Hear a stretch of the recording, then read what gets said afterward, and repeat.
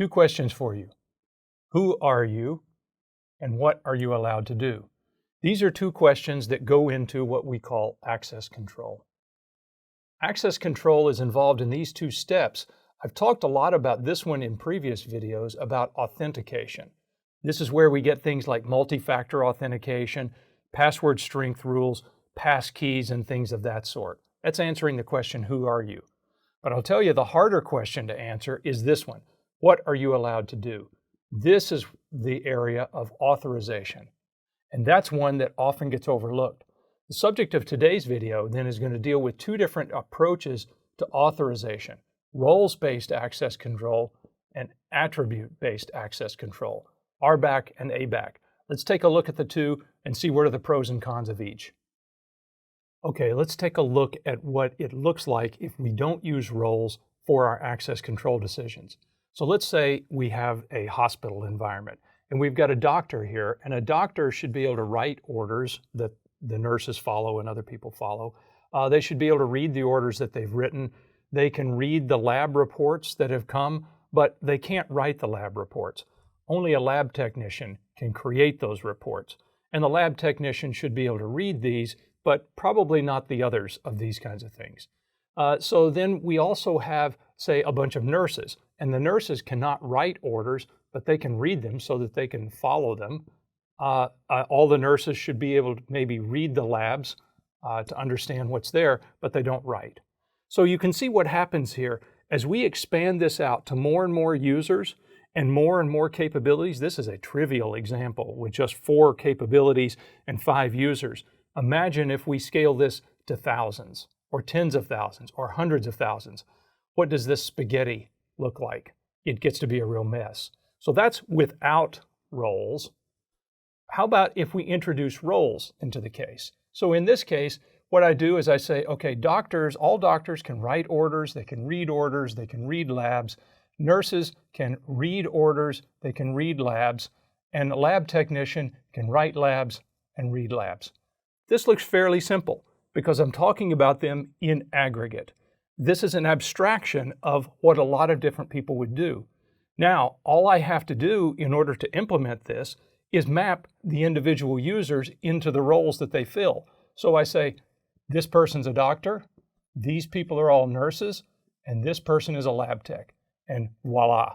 So with roles, then I get something that is much simpler, much cleaner, and much easier to manage. Imagine later if I come along and say, you know what, we need to add a new capability. I don't know what we're going to call it, but some new function. And in fact, I'd like nurses and doctors to be able to do it. That's all I have to do. I don't have to go back and change all of this. Or if we get a new employee that comes in and we say, oh yeah, the new employee, that person's a lab tech. I just map them to the role and they pick up all the capabilities.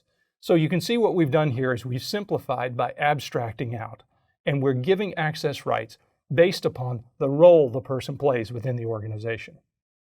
So that was a look at role-based access control. In that case, what you get to do depends on what role you're assigned to. The other approach to this that we're going to look at is attribute-based access control. So with attributes, we could look at a lot of different things, such as what geography are you in? Is it US? Is it Europe? Is it Latin America? This sort of thing. Position. What kind of position do you have within the organization? That's another thing we could look at.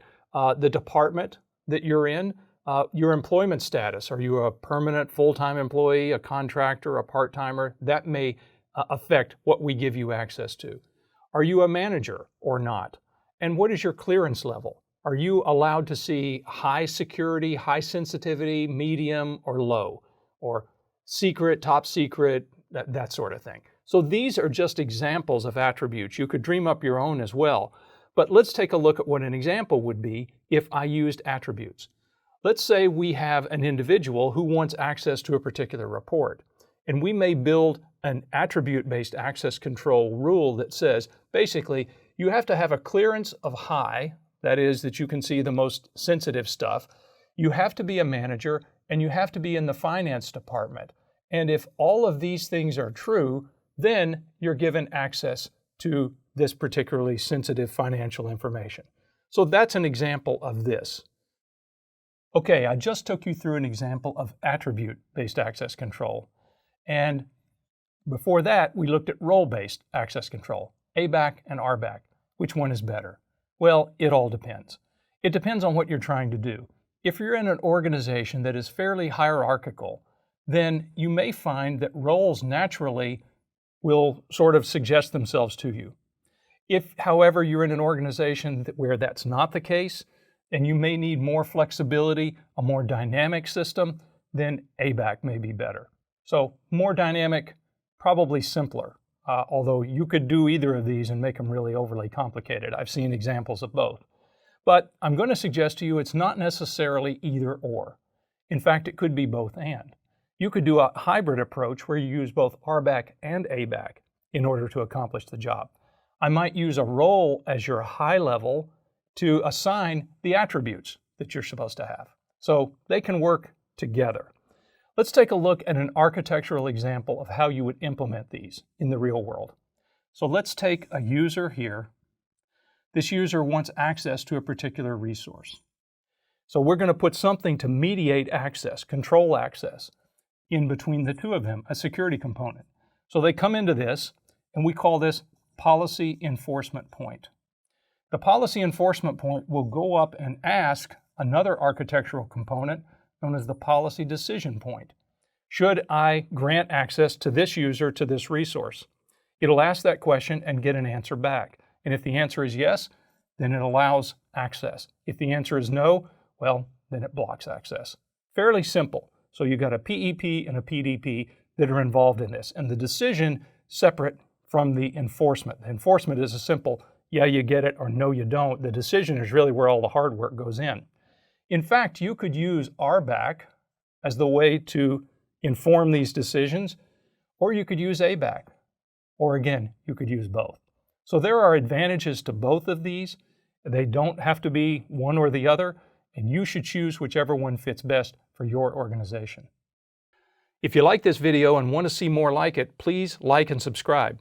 If you have any questions or want to share your thoughts about this topic, please leave a comment below.